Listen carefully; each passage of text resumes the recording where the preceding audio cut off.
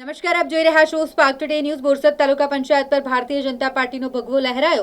તાલુકા પંચાયતની સત્તા પર ભારતીય જનતા પાર્ટીએ મજબૂત પકડ બનાવી રાખી છે। 34 બેઠકોમાંથી ભાજપે 24 બેઠકો પર વિજય મેળવ્યો, બહુમતી હાંસલ કરી। કોંગ્રેસને 10 બેઠકો મળી।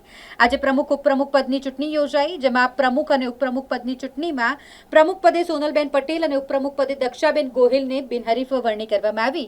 ભારતીય જનતા પાર્ટીના કાર્યકર્તાઓમાં ખુશીની લાગણી જોવા મળી રહી છે। તાલુકા પંચાયત બોરસદ પ્રમુખ ઉપપ્રમુખની વરણી માટે જિલ્લા વિકાસ અધિકારી દ્વારા નમૂનાકારની નોટિસ પ્રસિદ્ધ કરી 23/5/26ના રોજ ચૂંટણીની બેઠક નક્કી કરવામાં આવેલી।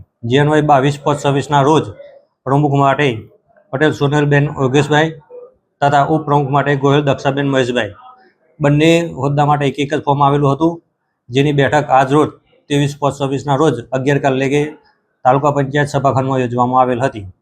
બંને કેટેગરી માટે એક જ ફોર્મ આવેલ હોય તો પ્રમુખ તરીકે પટેલ સોનલબેન યોગેશભાઈને તથા ઉપપ્રમુખ તરીકે ગોહિલ દક્ષાબેન મહેશભાઈને ચૂંટાયેલા જાહેર કરવામાં આવેલ છે। આજ રોજ તાલુકા પંચાયત તરીકે પ્રમુખ અને ઉપપ્રમુખની વરણી થવા બદલ હું તાલુકા પંચાયતના ચૂંટાયેલા સભ્ય અને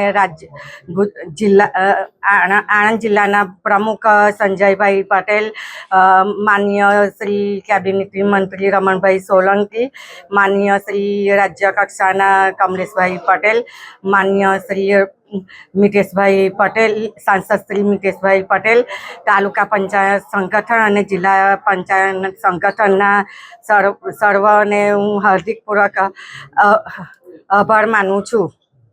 વિકાસના કામો કેવા કરશે? પ્રજાલક્ષી કાર્ય તાલુકા પંચાયતના તમામ સભ્ય વતી પ્રજાલક્ષી કાર્ય કરીશ અને વિકાસના કાર્યને ઊંચી ટોચ તરીકે પહોંચાડીશ।